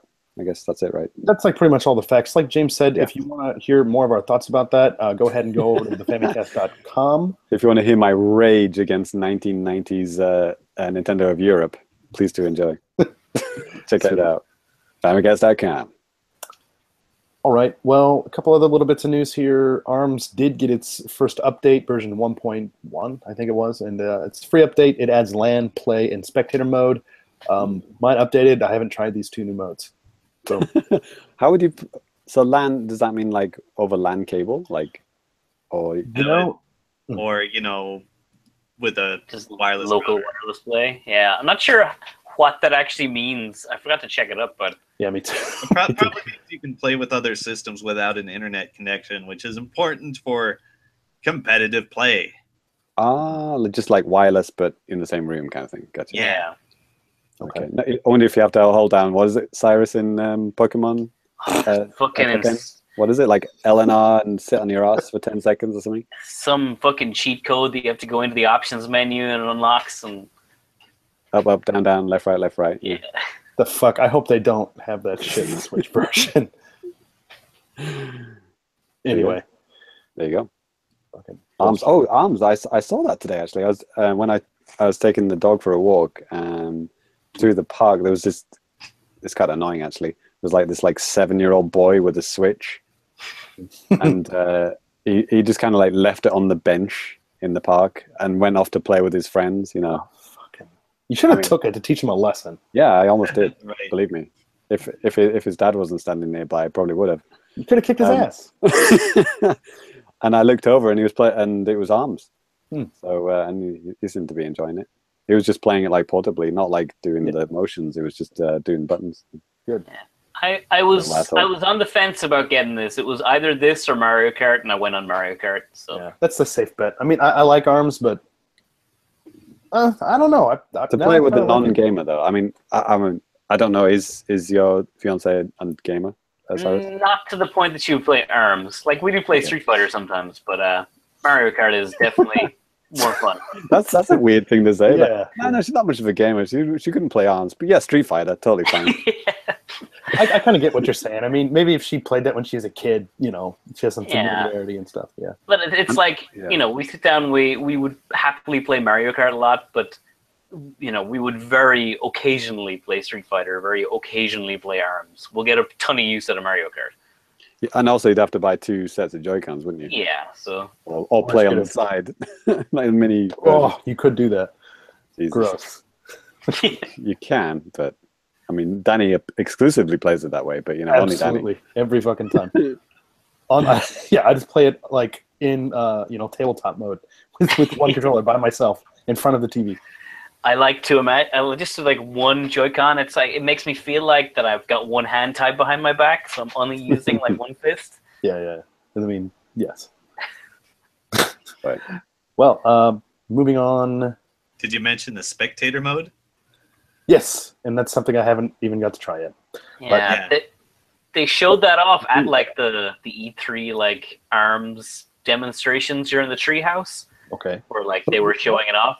What is that? Like, say if me and Danny are doing multiplayer, like Cyrus, you could just log on, like join the network, but just watch? Yeah, I think it's like, so it might have some system like winner stays on, where you have an uneven group number, and the winner gets to keep playing, and then it rotates to the next person, the other person gets to watch. Right. Well, I guess the idea would be the third person would dock it, and it would be on the TV, so everyone can see it. It might be something like that, just specifically for LAN mode, where like they can run tournaments with this cool new spectator. I was gonna say it also ties into the spectator mode, or I mean, not the spectator mode ties into competitive play. That sounds almost too good to be true. Which kind of leads on to the next point of the news, which is Nintendo's new Twitter account for competitive play, Nintendo VS. Nintendo Versus, I guess. Yeah, this is kind of a surprise for me. It's new this month. You might remember earlier this month or last month, the Smash Bros. Champ Hungry Box had a rousing speech where he suggested that maybe Nintendo could support competitive scenes more than they do, which is apparently not a lot. At least for Melee, you know, a game that Nintendo doesn't acknowledge exists, despite it being the biggest competitive game in the stable. And then they had fucking what, like 3 tournaments at E3, wasn't it? Like ARMS, Pokken, and Splatoon 2. Yeah, so Nintendo now has a stable of 4 competitive games, 4 or 5, I don't know. If you want to count Smash 4 as separate from Melee. So yeah, they've kicked off this this Twitter thing. There you go. And you know, it's active, it's got a lot of followers, and it looks like, you know, some genuine esports kind of stuff. Yeah, so, like I clicked on it assuming it would just be like it's, you know, versus stuff, but in a typical Nintendo fucking, like, it's like my dad writing it kind of thing, giving me general press releases, but like it's actual photos from on site at CEO 2017 that was just on recently, and it's like shows the winners, and it's like an actual esports newsfeed. It seems pretty legit. So I remember Nintendo having a job posting for pretty much this, so I think they have some new staff like dedicated to following esports. Their current icon is the Springman from ARMS. Is it just Nintendo of America, or? Ooh, good question. Feels like it, but I was gonna say I don't think NCL would sanction something like this. Well, obviously it's impossible to. They'd have to have a Japanese branch, but then again, I don't know if they'd go that. Their profile says, your destination for Nintendo fan competitive updates. Tweets by Nintendo America. For your ASB ratings, go to ESB.com. Nintendo Australia. Your parents help you set it up. Like, even just scrolling down a bit, like on June 18th, they just posted, like, tune in now to CEO Gaming to watch Smash Bros. Melee, like, top 8 finals. And it's just the Smash Bros. Melee logo, like, so... Considering Nintendo tend to try to ignore that game exists at all, like it's pretty big that they have a channel, an official channel dedicated to that kind of stuff. Yeah, and they're actually mentioning like pro gamers and stuff. So. Yeah, so I wonder if this is a bold new direction that we're gonna see over the next year or so. So Splatoon 2 and ARMS both have like local, like, what do you call it, like LAN play and spectator modes. I don't know about Pokken on the was it a Pokken Deluxe on the Switch? We don't know about it on the Wii U, but it's kind of a new beast because they've had to. It's now kind of like they had to add split screen and stuff to this new version. So I don't know if it has spectator yet. I don't think so. Is it split horizontally or vertically? Vertically, I think. Beautiful. Just to annoy Ty. That's amazing. Brilliant. So, is that it for news, Danny? Or Cyrus, maybe this last little bit, it sounds like something that's right up your alley, man. Pokemon. Yeah, so this was just immediately before we started recording, I saw this pop up on Silicon Era, was Fire Emblem Warriors. The other one. Okay. The Muso game coming out for Switch soon got, like, it showed off its 2 special editions coming out in Japan. So they're kind of standard fare special editions. You get a bunch of art cards, audio CDs, that kind of stuff. Amiibos? No amiibos, but you do get the Dragon Stone Crystal with a voice, whatever the fuck that means. With a voice? What? So it's like a crystal on like a pedestal, and I guess it talks to you. And, it's fucking weird. Yeah, I didn't even know what it was called. I just looked at I just went to my Nintendo store, and because they had it listed there, both of these versions, for a long time, but the pictures were just like silhouettes. So I was like, okay, why is one of these like $170 and the other one's like 130 or 40? And well, I'd still ask myself, why is this, that expensive? If you take these stones, it'll talk to you. Oh, well, there it is. Maybe they're laced with something. But a fun touch as well, that one of the websites that showed this off, it posted like the picture has since been taken down because it showed like the cover of the art book, and it had little pixel pictures of the characters, but it accidentally leaked like 4 new characters from the game because their pixel characters were there. So it's like male Robin and Lucina and like possibly, I don't know any of these fucking characters, but a bunch of Fire Emblem characters were accidentally leaked. Sure. Yeah, awesome. Sorry, are you interested in getting this at all? Not at all. Okay. I was Hyrule Warriors. I played a ton of, but it was fan service only that kept me playing that game. Yeah, I feel Has it got boobs in this Fire Emblem version? Dude, probably. It's a fucking Musou game. It's Tecmo Koei. There's boobs all over the place, man. There you go. Are you going to reconsider, Cyrus? Or? No. One thing that I'm just looking at the picture here for it, and it's got like 6, 7 main characters, and literally all of them have swords. So like, and they're all just like, standard, average length swords. This company really has the work cut out for them to come up with unique play styles for every character in this series when they all just have swords. Well, like Ty always says, I'm just glad these Smash Brothers characters finally get a game of their own. Yeah, I know. It's I've grown up with these guys since they were debuted in Melee, so it's a tear to your eyes. Some people think Samus is a woman. Right. They're wrong. His name is Metroid, and he's a robot. That's right. Never forget. Yes. All right. Well, I think that's going to bring news to a close. So, and actually, And the show. Yeah, that's feedback. good. Yeah, bring us to a close. Pretty much. Do we have any feedback? We do have a little bit of feedback. Let's roll on to feedback. Sure. So, Okay. yeah, we tweeted out after E3. People obviously were hype about Dragon Ball Fighter Z, which is what it's called, right? Mm-hmm. the game that Ty. So I tweeted out on the Famicast account, anime superfan Ty made Dragon Ball Z his game of E3 on episode 104. With enough interest, it might come to Switch. Let's make it happen. And I yeah, hope not. Don't put it on Switch. So that got some crazy retweets. Especially from this guy who actually calls himself DBFZ for the Switch. That's his whole account. Wow. So, yeah. Who would have known, eh? Yeah, obviously he has like a feed set up Right. to ring him day and night. So next one is from Nick James, Nintendo Nick. Actually, his letter got read out in our Live in Japan Patreon show. So yeah, check that out. He says, in the esports area, who will win, both or neither? And he tweeted a picture of Splatoon 2 and ARMS. So what do you guys think? Does this man think that ARMS and Splatoon are in the same league at all? Ooh. Like, Splatoon is So going to you think- demolish ARMS. Well, he didn't specifically say in Japan. In Japan, obviously, it's a given. But like, in the West, wouldn't you think that ARMS might eventually not pick a up, or chance. No. No? Okay. Like, I like ARMS, but that game is good. That has Forgotten on the Shelf written all over it. Yeah, they. I almost kind of wish they gave it more time to be out on its own before Splatoon 2 came out. And demolishes it, yeah.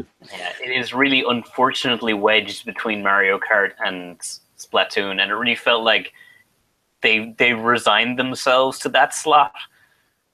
But they are going to do the Splatoon style free updates throughout the year. So when some new characters get added, Sure. maybe some crazy ass new character and crazy new modes get added. We already know. some Like, traction. I think the first character. We already know who the first character is that's coming. And actually, I kind of like his design. What's Who is his it? name? Boss Brass. He's kind of like one of the boss characters. Oh, in the game. one of the boss characters. Okay, He's Yeah. like He's kind of. Goro. yeah, he's like Springman's dad or something. And but I think I definitely think Nintendo are going to be very carefully planning that release schedule of free stuff. So they're probably going to be like alternating between Splatoon and ARMS getting free content. They got so much DLC on their plate at the moment. They got the Zelda one, they got Splatoon 2 all for like at least the first year, and ARMS. So yeah, I think we pretty much universally agree to it's going to be Splatoon 2. Next up, Patrick Ardron says he's listening to the Famicast, which was recorded on Father's Day. Ah, Did we do that? We didn't mention Father's Day once, I don't think. yeah, I think. Yeah, okay. Congratulations. No. We didn't. Well, there's only one father on this show. Yes, Ty. Oh no, not again. Okay, next one is from Bender. The Bender? Yes. He says, would it be possible to have some of those Japanese Mario stamps in the US? Could he order them? It'd be cool just to have them as a collector's item. And Danny, you'll be glad to know I tweeted on your behalf. I said, sure, Danny will be happy to send them to you. I saw that. Free of charge. Yes. Yes, I think that's it. Ty just is greasing up for this episode, apparently. Yes. Okay. I'm all greased. There you go. Well, if you want to send us an email or hit us up or anything like that, for the email, you can email us at thefamicast@gmail.com. If you want to follow us on Twitter, like us, tweet at us, you can do that at thefamicast. You can also find us on Facebook as well. Again, facebook.com/thefamicast. So, Did you mention the email? yes, I did. Thefamicast@gmail.com. Is But that what more than anything, I think if you don't want to support us on Patreon and you don't have the cash to support us on Patreon, that's fine. Completely enjoy the free shows. But we would love it if you could review us on iTunes. That would be like the equivalent of supporting us on Patreon. Yes. The free version of that. So yeah, if you don't want to support us on Patreon, yeah, a review would be awesome. Yes, Much absolutely. appreciated. And yeah, not just on iTunes. I mean, Google Play, Stitcher, Mixcloud, where Facebook, stuff like that. Leaving some kind of reviews like that, it's great. It helps with visibility so that more people can see us and hopefully share something that you. Well, I'm assuming you're listening to this show because you like it. It could be some kind of obligation. I really don't know, but Could be spite. it could be. Blink twice if you're being forced to listen to this against your will. Blink twice if you're being forced to host. No, I'm just kidding. No. But no, yeah, however you want to do it, yeah, leave us a review. We're interested to hear what you guys think, what we could do better. I can't imagine what. I mean, it's almost as perfect as is. Best podcast on the internet. Pretty much. Best Nintendo Japanese podcast on the internet. That's recorded in Japan. That's absolutely true. Yes. Fact. All right. Well, I think that's going to do it for the show today. We're going to go ahead and give out our Twitter handles as per usual. If you want to follow me, Danny, on Twitter, you can do that at DannyBiv. No Z's, no S's. Okay. That's why you haven't been getting my messages. Yeah. I'm at Famicomplicated. Please understand. There's no way to understand. Ty. I'm Super Cat Drugs. You can check out some Killer Instinct stuff, I guess. The new character's out. Yes. And I've been digging up some funny Nintendo memes and things. So. Oh, but tell them about that Wii U Photoshop stuff. Oh yeah, way back in the day when the Wii U was just coming out, I was freelancing articles, and I did some articles for 1UP. Oh, really? For money. It was great. Wow. And I mocked up a bunch of games I thought would be pretty fancy on the Wii U. Well, some games and then some functionality. Mm-hmm. About none of them came to fruition. Of course not. But you can look at some great and terrible ideas on my Twitter. Wow, yeah. I don't remember if I don't even know that you did that, or if I did, I totally forgot. Cool. It was a long time ago. Oh yeah. Before I came to Japan.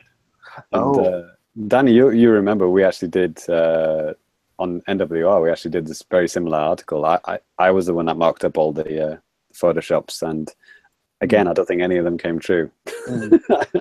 I know one of the ones Ty has up. It shows like Advance Wars, where one person plays on the TV and one person plays on the handheld. I'm like, man, why didn't anyone do that? That's such a good idea. Yo. I think we had Pac-Man Versus. That never happened. Although that did get announced. Yeah, a little bit of breaking news there. It's in one of the Namco collections. They're actually adding Pac-Man Versus. Wait, on Wii U? No. This is probably Switch, I guess. Or something. Modern consoles. How the Pac-Man Versus is coming back. Believe it, baby.